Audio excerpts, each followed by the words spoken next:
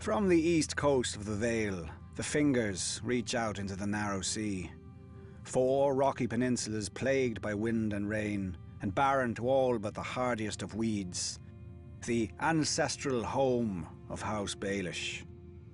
Our house began with my great-grandfather, a Bravosi sellsword who came to the Vale at the invitation of House Corbray.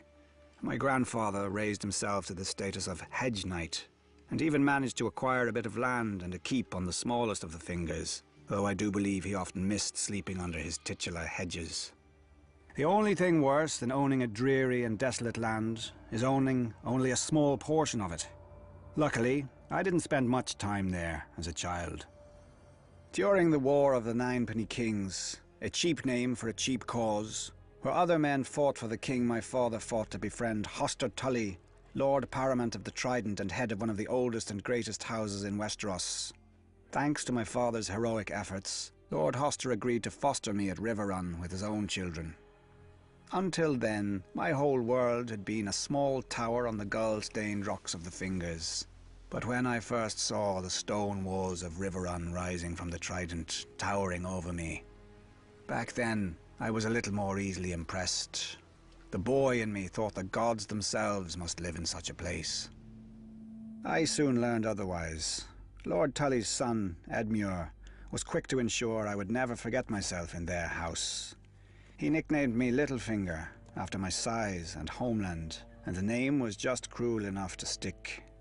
His sisters, Lysa and Catelyn, made me a pawn in their kissing game, traded back and forth between them for practice. Needless to say, I enjoyed spending time with them more than Edmure. As we grew older, the game began to change, as all games do.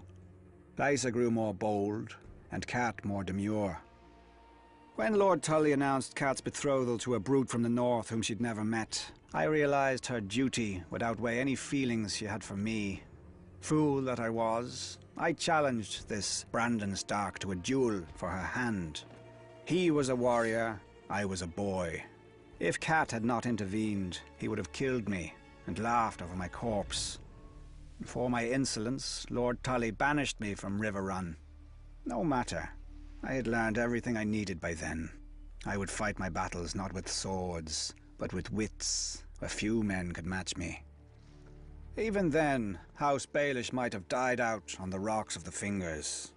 I was again a poor lord, with no allies and no prospects, except, if I were lucky, the daughter of a middling merchant. Then, opportunity arose.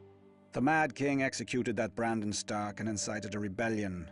My old friend, Lysa Tully, was married off to Jon Arryn, Lord of the Vale, to cement the alliance against the Iron Throne, bringing her within my circle again.